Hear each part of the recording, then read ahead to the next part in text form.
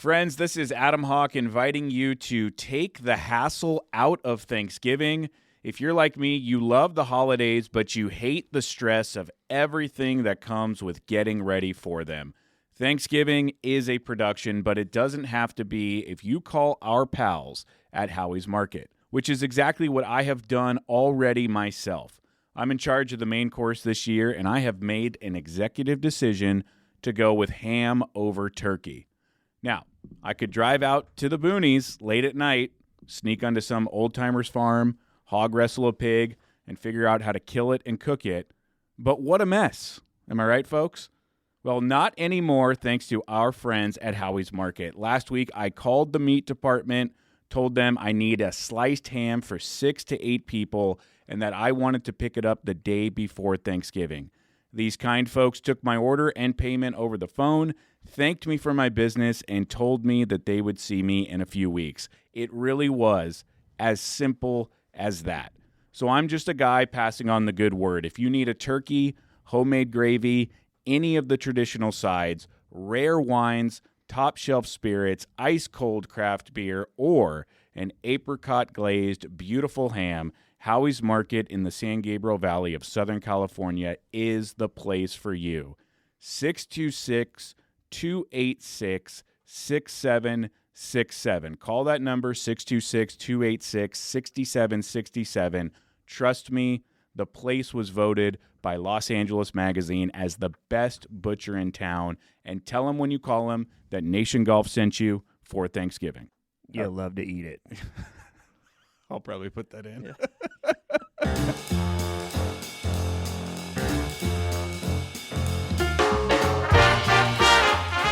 Ladies and gentlemen, welcome to the fellowship. My name is Adam Hawk. He is Ryan Engle, and you join us live inside the Nation Space Command Center as the headsets are on, the clipboards are in hand, and we are just about ready to officially launch the rocket that is our 2025 Winter Rye Collection.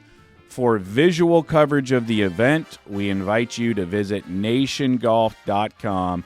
But first, let's get this bird in the air, shall we? We shall. 10, 9, 8, 7, 6, 5, 4, 3, 2, 1.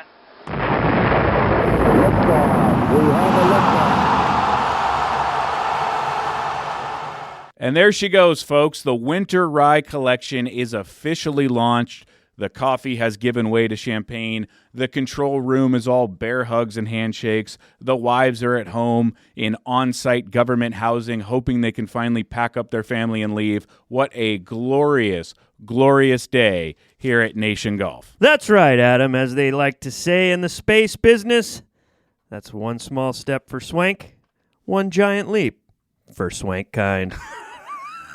Folks, sorry to start the iPod broadcast off with a commercial disguised as a skit, especially on the heels of an actual commercial that preluded the opening musical number. But we are excited. A new collection is here. It is live on the website right now.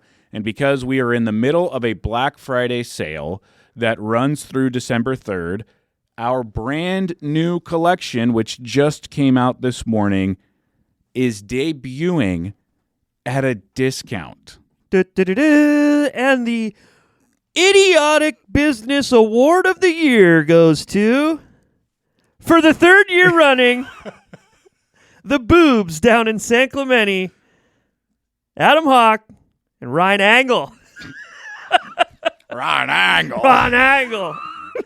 In your best Mission Viejo accent. Only at Nation Golf, because we are so dumb. We launched new product in the middle of a site-wide sale. No, I'm not going to take responsibility for that. Black Friday for 30 days is dumb. It's changed the course of Q4, holiday shopping, small businesses around the world. You hate to see it. You hate seeing it. And quite frankly, folks, you don't want it anymore. Like I said before, Adam, I want to go back to pitching a tent in front of Best Buy one day only. Now it's like, okay, Black Friday's finally over. Fuck it, let's do Cyber Monday. What's next? Christmas sale all December now? Probably. By the way, we have a plan for a Christmas sale all December. We do. Yeah, we do. It sucks, It does. but it is what it is, right? It is what it is. Take advantage of the stupidity. Get your garb now while we have the sizes you want at the prices you cannot afford to pass up. And with the styles you need. All right, let's do a show. It is November 18th today, and there are an entire 44 days left in 2024. You put it that way. Holy shit. Now, is it just me, or have we officially entered the next year phase of this year? If anyone asks you for anything between now and the end of the year, aren't you feeling inclined to bump it to next year? For example, if someone I haven't seen in a while were to send me a text message today or this week on my mobile cellular telephone device and suggest getting together to catch up, my entire mindset and mood would be to respond, hey, that sounds great. Let's look for something after the holidays and do it early next year. Yeah. I call this the next year feeling, and it's officially permeated my entire life as of right now. If a project comes up at work right now, I'm inclined to say to my team, well, that sounds like a next year thing. If someone wants to get together, great. Let's do it next year. If you, Ryan, or our creative director, Justin Jung, wants to do anything here at Nation outside of the absolutely mandatory items like launching product, packing orders, making content, I'm inclined to tell you both, great. We'll attack that first thing in January. Because who wants anything else on their plate between now and the finish line? That would be like a spectator at a marathon running out onto the course in mile 26 and saying to a participant, hey, mind if I strap some ankle weights around your feet? Get out of here with anything you want me to do between now and New Year's Day. It's cold outside. It's dark at 4:45 p.m. Work wants everything buttoned up before Christmas. Thanksgiving is a lift. Kids are home from school more often than they're in school the rest of the way. Holiday party invites are jamming up your mailbox. E-commerce brands like ours are making 50% of their sales between now and Jesus' birthday. There's just too much to do for anyone anywhere to be asking me for anything else. Can't do it. Can't do it. Can't do it. Can't do it. But what I really do appreciate is that most of the country seems to feel the same way. And most of the country is also experiencing this juxtaposition of the stress sprint to the finish line while being pretty damn totally checked out. Is juxtaposition one word? Yes. Can you spell it? Well, I wrote my script in all caps, and so spell check doesn't work. Oh, he's on the spot, folks. Nothing like pulling the curtain back on the Wizard of Oz right there in real time. You'll love to see it. Really? Really? Okay. Okay. So here's the thing. If every day between now and the end of the year feels like a Friday, do your part not to bring Monday bullocks into it. We already have enough of those. Thank you. When in doubt, raise your voice and shout. Listen here. I'll get to that next year Just give him the classic, I'll call you back. in 2025. Yeah, I'll call you back. Didn't say when. Just said I would. In American workplace culture, when you leave on a trip or you take a couple of days off or you want to play hooky to play golf, you might be taking a timeout, but they aren't. And so you end up coming back to twice the amount of work. What I do like about the end of the year is that everyone seems to be on the same schedule. And you kind of are persona non grata if you're hitting people up with extra work between now and the end of the finish line. Can you spell that too? End of the finish line? Persona non grata. PERSONNONGRATA. Wow, that's nice. Thank you. You're a wordsmith. That's great. Are you bumping everything to next year? I don't know. I think every dad in America with a young child and or a small business, dude, I'm just trying to keep up with the freshest Post-it note that's on my frickin' desk. Remember last year when frickin' Jordan Dixon was like, I won 2 foursomes at fucking Meadowlark. Let's plan it. And there's group texts going wild with all these grown adults that go to Disneyland without kids, and you chimed in and said, look, guys, it's fucking December. Can we push us back to next year, you psychopaths? And that was hilarious. I loved how you stepped in and gave him the dad slap. And I think they realized, they're like, oh, shit, yeah, I guess so. It's like, bro, when? When the fuck am I going to play golf there in December? Are you kidding me? Can't do it. Can't do it.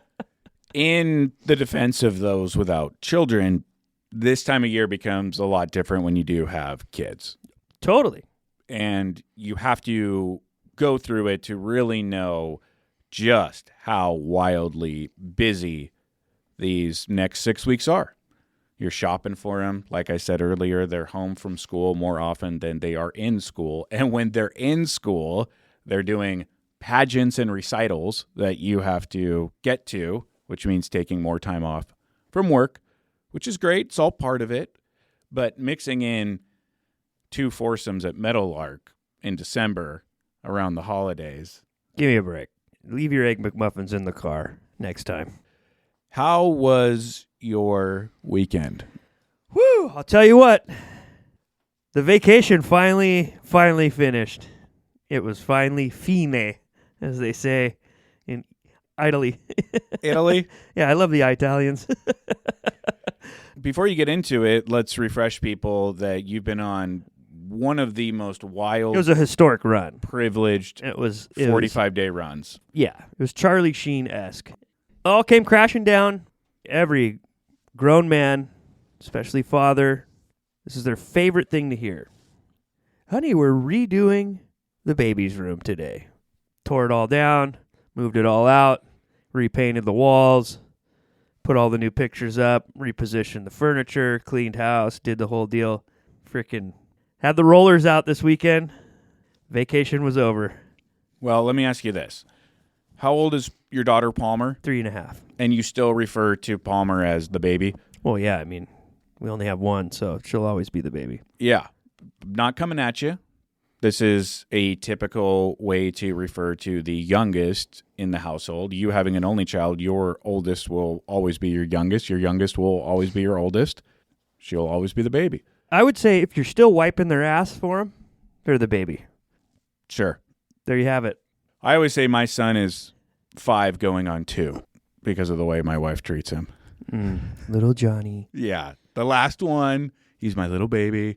Not me. That's my wife. Yep. Yeah. Well, we know how you treat your kids. Take it easy, buddy. Yeah. Take it real easy. Yeah. The Sharpie speaks for itself. All right. We don't do inside jokes on this. We do, clearly. Podcast. I do them all the time. I Well- don't know if you've been paying attention. I pay attention to what you say, and then I come in and clean it up because people are like, what does he mean by the Sharpie tells us everything we need to know? I have a mug, folks, that I received for Father's Day that said best dad ever on it. And my daughter played a nice, funny little joke, grabbed a Sharpie and put the letter N in front of ever. So the mug reads, best dad never. You think she came up with that all her own? I don't know. I think maybe she was coerced. You think so? By my wife? Maybe. Does Mina even listen anymore? You might have turned her off during the 2 episodes in which we were debating some audio from President-elect Donald Trump. Oh, and I love women. And I love women. Now she's back. No, she still listens. I'm kidding. Maybe. Maybe. I wanted to get into your weekend because you did something that I did not expect you to do, that I found out about last night on a late night Zoom call between Justin Jung and us, talking about the product launch. You disclosed the information that not only did you watch the quote-unquote fight this weekend, and I hesitate to call it the fight. I broke my back. I broke my back. My back is broken. My back is broken. My back is broken. Spinal. Spinal. We were saying that all night. It's one of the all-time great clips. It really is. You got to love Mike Tyson. What a story. You watched a senior citizen and assless chaps fight a YouTuber. This is so off-brand for you. Not only did you watch it, you hosted a party? Couple things. We actually even talked about this that night at the bar. So we have a San Juan group text, all the dads that live in San Juan. And most of the time it's just bullshit, like group texts are, funny stuff or sharing shit. But it's kind of where we're like, hey, the Dunlaps are going to Doho, or hey, the Ingles are coming over here. Just to let everyone know what we're doing in case you want to add. No pressure. It's kind of a fun community kind of thing we do. Like clockwork, nothing was said, but then the morning of, Rye Monson gets in the San Juan dads. Are we watching this fight tonight or what? And then so it starts going, well, we should go here, we should go there. I was just watching. I was staying back. I didn't enter the chat because I didn't know what the dealio was. And I knew I wasn't going to be going out to the bars to watch it with those guys, being that Palmer's bedtime's around 7:30. So as the dust settled and we figured out what our dinner plans were and we knew we were going to be back home in time, I just threw it out to the wife. I was like, what if we watched at our bar? I had a couple friends over. That'd be fun. Whatever. So I hit the group and I was like, can't go out, but President's Room's open. We filled it up with a lot of the boys. Had a rowdy night. And we were even in there saying, while we were watching it, that it's not really a matter of what it is you're watching. As I was younger, obviously I was always a Lakers fan. And I thought that that's what I was really attracted to and loved. The sport of it, the game, the team, the standings. But it really was just the fact that that was the vessel to get us all together to do things, to have the guys over, to go meet it, stuff pizza to watch it, whatever it was. And so me and Colin were even at my bar. Colin and me. We were like, who cares? This is just great. We're all together. And then the fight was over, turned it off, listened to music, had some drinks, and just got rowdy, smoking cigars until the wee hours of the morning. The fight's whatever. If it was pay-per-view, would we have got it? Probably not. But free on Netflix, seeing Mike Tyson's assless chaps, classic. I am very happy that you and the people that you have grown up with, went to high school with, and hang out with all the time for the last 25 years found an excuse to get together. Yeah. It was fun. Jake Paul's a dork. Mike Tyson's a senior citizen, like you said. But we live in a day and age where there's hype around stuff. At the end of the day, there's something about watching a fight, whether it's freaking staged or not. It was interesting. We had a lot of fun. Listen, folks, it's not about what it is. It's what you're doing and who you're with. You love to do it. Very good. Very good. I think it flew over your head that I was making fun of the fact that you see these people all the time. Didn't fly over my head. And have for 40 years. Okay. And I guess we'll go back to my wife's question from last week after you took a boat over to Catalina. How come Ryan doesn't invite you anywhere, Adam? Dude, we've already been over this. For a guy who sits here and whines pretty much every day or so about how much he's in the car, I can't take it anymore. Look, dude, you chose to live out there. That's a personal problem, bro. You want me to invite you next time to the President's Room on a Friday night? What are you going to say? I will say no. Yeah. And honestly, I don't want the invite. I have had a take in the past, I don't know if I ever went on record with it here, that invitations should be illegal. If you invite someone somewhere, you should be thrown in jail because invitations are obligations. And whenever you're on the receiving end of an invitation, you have to do the song and dance of how do I get out of this or how do I move my life around to make it work. What about an open invitation? What is that? That's kind of what our group text is. Hey, we're doing this. It's not like here's a fucking evite that you have to say yes or no to and act like you're going to get in the comment section. Yikes. Don't give me that. Just let me know where you're at. If we can make it, we'll see you there. That's great. Yeah. Okay. That's an open sure. invitation. I like that concept. And I just want to let you and Mina know you have an open invitation to the President's Room anytime, any day, after 7:30 p.m. True or false? The President's Room almost went up in smoke last night. We ordered this space heater, the one you plug in. I think it's Space Heater Depot. They're located in Fullerton, California. But, yeah, they sent it on over, and bad unit. Do you want to pause for laughter there? No. You sure? No, I'm good. Just know, if you ever burn this place down, Adam, you're going to burn down all of my grandfather's memorabilia. but I will also burn down all of the cucaracha that probably infest these walls. That being said, we haven't seen one in a while, and come on down. It's nice and clean, health grade, B+. We'd love to have you. But what Ryan is referring to, besides the fact that Fullerton must make cut rate space heaters because I'm from there, so everything must be cut rate, is that I do use the space heater at our office here in San Clemente, much to the chagrin of Mr. Engle, who does not like space heaters, and last night almost had his President's Room bar turn into an Elon Musk rocket because of a space heater. Yep. What happened? My wife was back there doing her thing, and she plugs that stupid thing on the ground and points it up at her to warm up instead of just bundling up and closing the doors. But, it's her deal. Thankfully, she was quick on the draw because once that connection to the extension cord popped, she just ripped that thing out of the wall real fast, and it was actually kind of a scary moment. I was inside talking to you idiots, and I saw some lights flickering, and I was like, what the fuck was that? That's funny, talking to you idiots. Justin and I were on a Zoom call from 5 p.m. Doesn't mean you're smart. Till 8:30, working on this launch. You joined for the last 30 minutes, and we're the idiots. And you joined on a cell phone and don't know how to unmute yourself, and you're shoving the camera up your nose. Use idiots. Yeah. I want to double back to Fullerton since you took a cheap shot. That wasn't a cheap shot. On Fullerton. Yesterday, I left the sanctuary at my church, and I was talking with the pastor on the way out, who is a good friend of mine that I met through youth soccer. And he asked how everything was going. And I said, actually, for the first time in a long time, I think we're great. I think everything is going very well. The stress is low. The anxiety is gone. I owe a lot of that feeling to the fact that when you have a community, when you're rooted in somewhere, you've lived there for a number of years. We've lived in Fullerton now for 6 years. Your kids have a school there. They play youth sports there. You know everywhere you want to go, and more importantly, the places you don't want to go.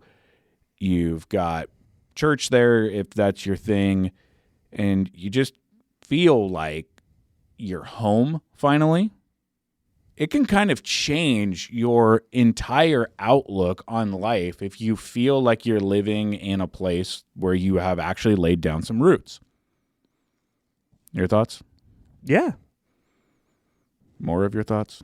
I would say, for me, yeah, that's all great, and that definitely helps your mindset and being stoked on where you live. But I guess for me personally, community is more about the number of people you love, the whole base of our company, the fellowship. I feel like our little community, we're so blessed, not because of the roots or where we're at or how much nicer San Juan is than Fullerton. It's more or less because it's a vast number of people that are so active in each other's lives that we all care so much about. And we get together so often, and I think that's what I love about our community. I think the waitress was dropping the check when that joke flew out of your mouth, and that's why it didn't get the reception it should have. I do agree with you. To be comfortable, not only at home, but in your hood and the greater city that you live in, that's what it's all about. Yep. If you're paying the big bucks, man, got to enjoy it. Mm-hmm. It's crazy. You think about, there's probably a lot of people out there who hate where they live. That's awful. Yeah. They're called Angelinos. Yeah. It's all those white headlights at 6 a.m. Yep. driving west on the 91 while I'm going east to the promised land with no traffic. For those that are trying to geographically put this together in their head, Engle's talking about people headed to Los Angeles while he is headed to the Coachella Valley, home of Indian Wells Country Club. Yeah, you can get a big house in Riverside. You also get a big-time commute to work. Yeah, big-time meth lab in the backyard, too. Well, which I believe can be converted into an ADU. I played golf this week. Did you? yes. Couldn't remember because you just play too much? No, I don't play that much. Been playing about the frequency that you do. Really? Really? Yeah. Not even close. Good try, though. Feels like it, though. Yeah. Where did you play? San Clemente Municipal Golf Course. Oh, right. And you had a guy out there who was rolling a lot of tape on you. Rolling a lot of tape. Filming you a lot. Yeah. Evan Geiselman, pro surfer, good golfer, great friend. He's in town from Florida, and he's always geeking to get a game out there. High energy guy, great dude. And his golf account is called Muni Lord, and he's always playing the great Munis over there on that side of the continent. It was great to play with him and Shad Bolt, and obviously, really, Matt Gillis. We had a nice game for the Gillis game, our weekly game, and Gillis was so geeked on it too, he, in the group text, upped the ante on every bet. Doubled every bet down. We did $10, 6, 6, and 6, $50 bear. We started the snake at 10. $20 birdies on 15 through 18 and won. $40 KOPs. It was fucking wild, dude, the group text. And you know what I learned? What even Evan said at the bar after the round? He said, yeah, I was shocked at all that too. But you know what I've seen in my career is that it's always the guys that talk about money or the bets or upping it before a match or game, what have you. Those are the ones who always take the bath. And poor old Gillis took a big bath on Wednesday. Really? It's been said that gambling addicts are addicted to losing. Yeah. Psychologically, the feeling of losing is addicting. And we could do a whole episode breaking that down, but keep in mind that to be addicted to gambling is to be addicted to losing, because more often than not, you're losing. So if you're addicted to something where there is one result more than the other, then you are addicted to losing. Yeah. And there is something psychological about the rush of losing it all versus the relief of winning your bet. Right. Really. Gillis, huh? Yeah. Whew, big bath.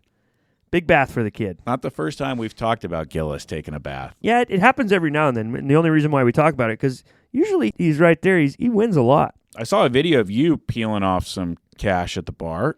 Yeah. Had a big day. Did you? What'd you win? $596. Really? $596. I figured it wasn't $5.96.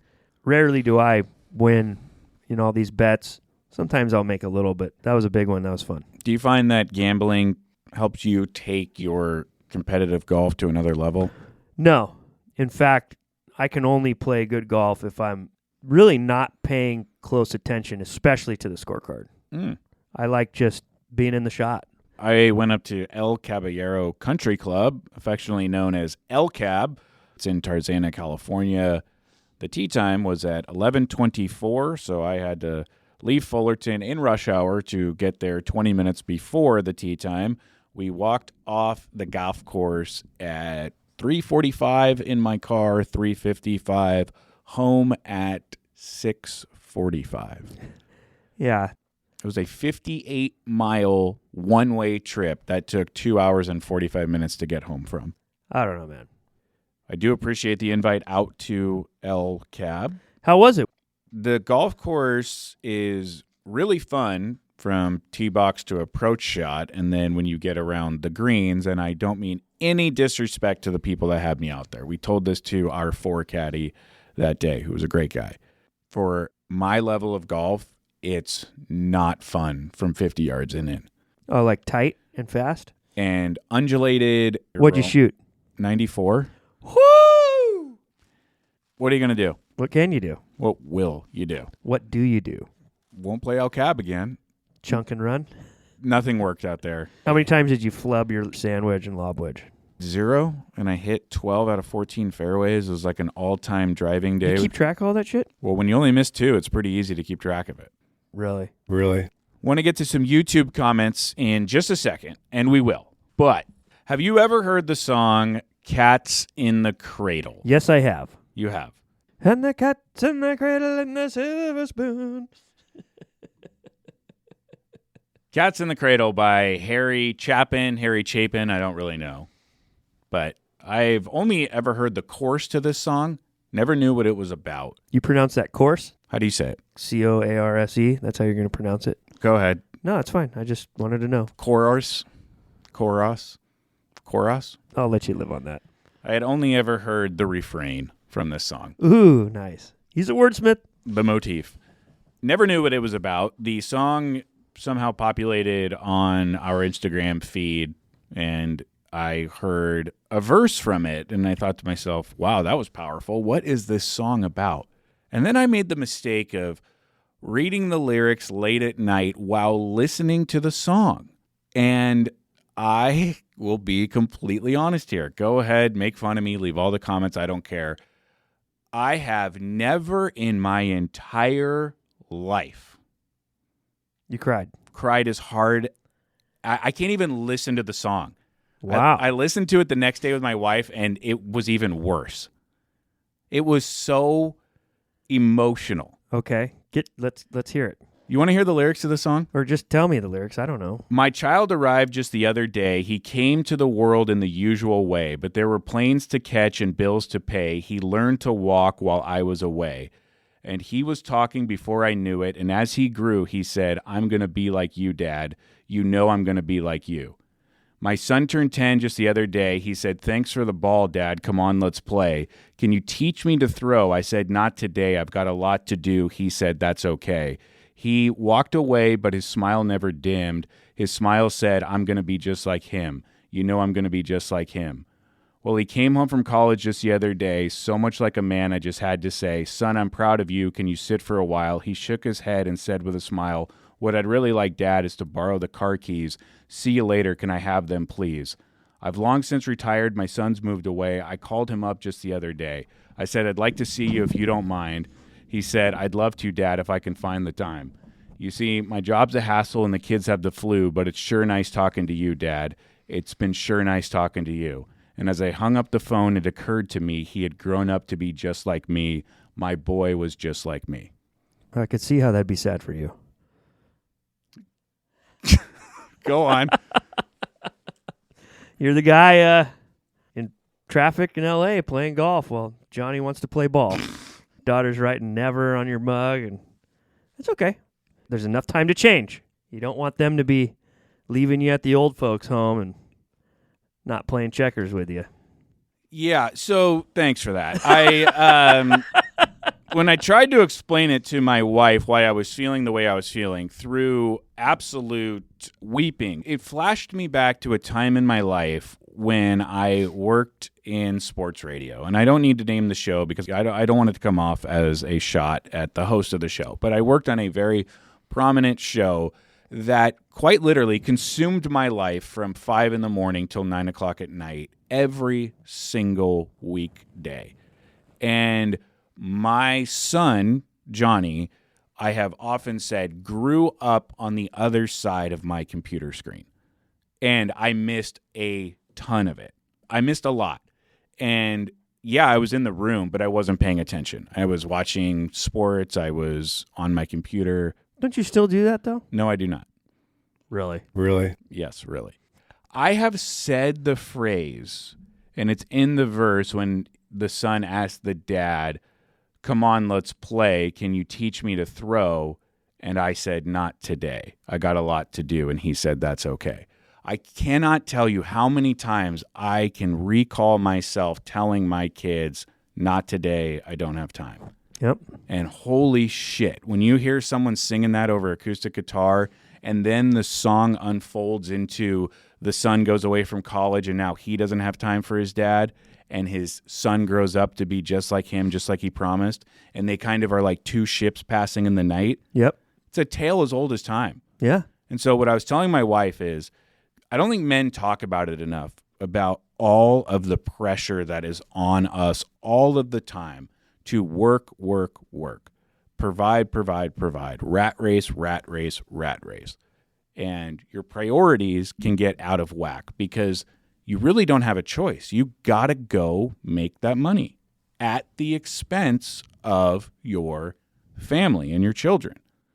And I'm extremely happy that I've been able to flip that narrative. Slightly. I could not imagine a worse person to do this segment with than you. What, do you want me to cry with you? No, am I crying? No. We're talking. I'm not crying. You're crying. And you're a father now, and you had a very special relationship with your dad. But Yep. look, if you don't want to talk about the song, let's do some YouTube comments. I love it. I love that touched you. I'm more interested in seeing a changed man in the future. That's what I'm more interested in. So good on you.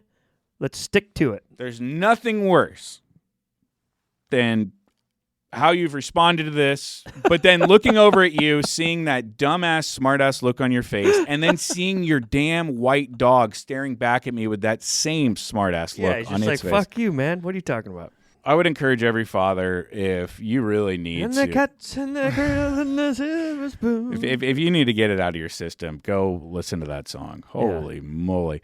All right, YouTube comments, and we have some good ones. These are all in the comments section of our previous episode 108, entitled What the Flock? From Chef Baker. Why don't you guys raffle off Old Reliable during the holiday episode? Great comment. Old Reliable is the name of the fake Christmas tree, the 6-footer that I have had for 8 years. It earned its name because it comes out of the box perfectly every year, but Old Reliable has been replaced by Sir Flockington. And we don't know the... Sir Flockington? Yes, we do not know the fate of Old Reliable at the moment. Perhaps we do raffle it off during one of our 2 holiday episodes. From Will Schwartz, who I owe a phone call to. Will Schwartz.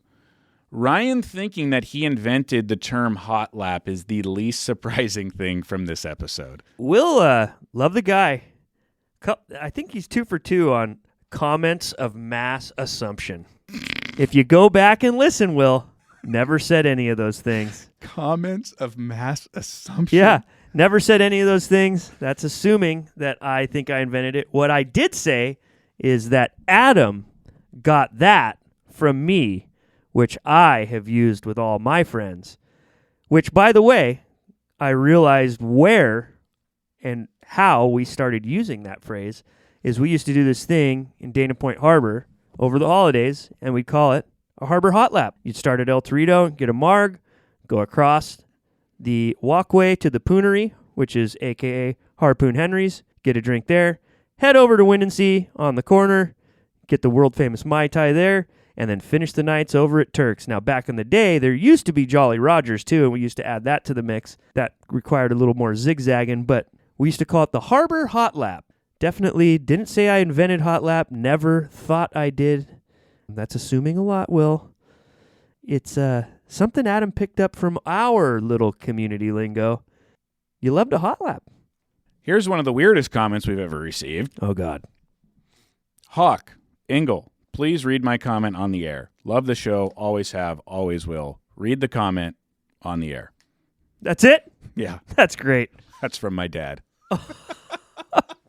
We're doing the slow nod with the eyes closed in your honor right now, Dad. Yep. Often imitated, never duplicated. That's right. Jonathan Houck. Thank you for that comment, Dad. It weirded me out when I was alerted to it late at night a couple nights ago. Birdman, ZH1YB, cue the song for Adam's election night in Monterey. Boom, boom, out go the lights by Pat Travers. That's good. Mick DeBrick, Hawk, Monterey is not chill to the bone cold, dude. You were just hung over as hell. You were basically scotch on the rocks. Yep. It was cold. Shooter guns were out. It was cold. Vintage Golfwear. With Thanksgiving right around the corner, do you guys miss the Skins game as much as I do? I used to love watching that Thanksgiving weekend with my pops. The Dez, the King, shit talking from Trevino. Does it get any better? Who do we call to bring it back? We would never want to bring it back. Let it die. Go on YouTube. Watch the old ones. Because if you brought it back, what would it be? Wyndham Clark and Ricky Fowler? Give me a break, dude. Can't wait to watch this TGL league just freaking flap on its face, dude. No one is going to want to watch this shit. These guys are just not like they used to be. There's a couple good ones, but the good ones aren't famous. They're not going to get the spotlight. It's going to be Rory, and just watch Capital win the match and let me know how that looks. That's how the Skins game would look like. Lame. I think you're right. They don't have the right guys to pull Nope. off the charm. This is from Brant McCracken. And if that's a real name, Keep it cracking, baby. it's up there with the best names. I keep it cracking like pistachios. Branch McCracken says, my yearly protest of my wife's decorations lasted 9 days this year. Thanksgiving doesn't get the respect it deserves in my house, and you hate to see it. Yeah, maybe. Brant, I appreciate that sentiment. I am now hypocritically on the other side, which is a shame, but it happened. The real question is, next year, will I pull out the tree early? Or was it a one-off because I got a new tree early? Only time will tell. That's just good to see you.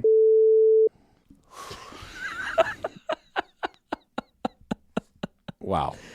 That's all edited out. That will never see the light of day. Wow. All right. 2 more comments. Jim Benton writes in, I have lost all respect for Hawk. I applauded his take on no Christmas before Thanksgiving, and then he gets seduced by a fake tree at Target 3 weeks before Thanksgiving. Unforgivable. It really is. There's on so many levels, too. The fact that happened to you at Target, I mean, we didn't even talk about that enough. What are you doing there, Dad? I told you what I was doing. We stopped in to use the restroom. Were you on weed gummies? What? No. Were you drunk? Nope. I've been remarkably sober the last couple of months. Great. I'm sure this Black Friday show is going to be much of the same as last year. Just you all fucking lightweight sober, annoyed at the drunk guys. Great. What a outstanding endorsement for that show that's coming up. Thanks, dude. The final comment is not on YouTube, and I'm going to break a rule here because I said the only comments I read will be from YouTube. Oh, jeez. Nora's dad, the Instagram handle Nora's dad. Your favorite. Who can't stand me. Can't stand that I refer to my recliner as the top dog chair. Can't stand that I talked about my half marathon. Accused me of having TDS. And now left a comment on our Instagram that read, is Hawk's Monterey story over yet? ZZZZZ. That's pretty fucking funny. That's pretty classic. For sure. You don't see the humor in that? I could understand how you, the person that Nora's dad worships and loves, would absolutely adore their sycophant going after your co-host. Absolutely. He's jumping on the shtick, and it's flying right over your head, and it's got to your insides. He got you. 5 minutes ago, you were going after Will Shores. I didn't go after him. You accused him of comments of mass assumption. Factual. Well, anyway, I responded to Nora's dad, and I said, why don't you listen to another podcast since you seem to hate this one so much? Wow. Look at feelings guy over here. All up in his feelings. Crying at songs. Unbelievable. How do you feel now? You going to apologize to him for getting all uppity? No, I don't like this guy. He annoys You don't know this guy. He doesn't know me. Yeah. He's roasting you, dude. Gotta have thicker skin. No one in the world has thicker skin than someone who served 5 years on the radio show that I just came from. You have the world's thickest skin? Oh, yeah. Maybe. Might not look so thick anymore now that I'm down 16 pounds, but yes. As we get out of here, please mark your calendars that our Black Friday show is on November 29th on YouTube. We have not figured out a start time yet. We normally start those around 6 p.m., We might go a little later this year. We don't know. Nick Smith, producer extraordinaire. The Dick is in the building. Indeed.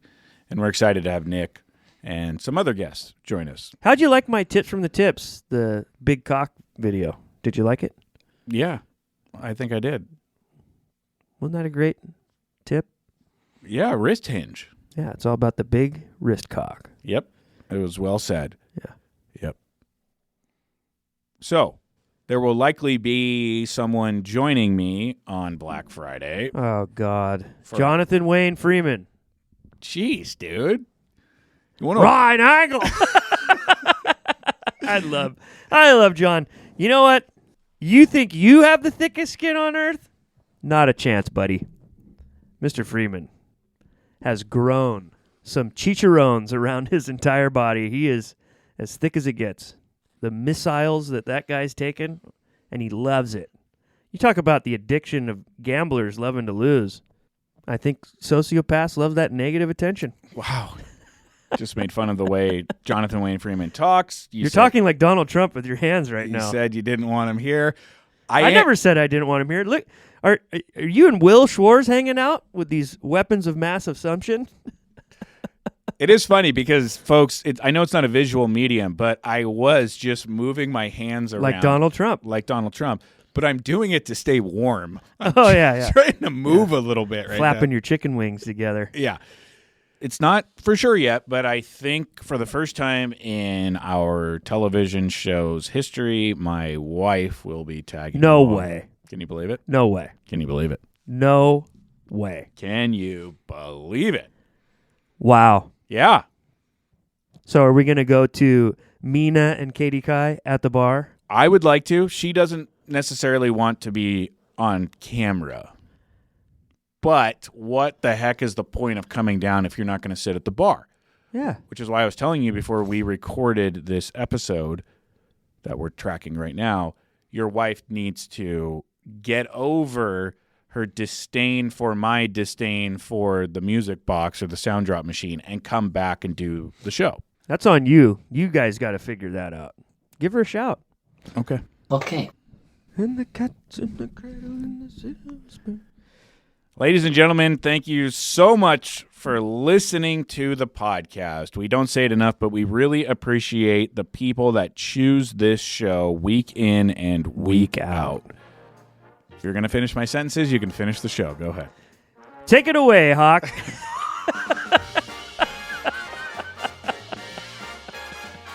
And that's it. We're wrapping it up like a bachelor party weekend. We'll see you next time. Thank you for listening to The Fellowship. We will talk to you next week.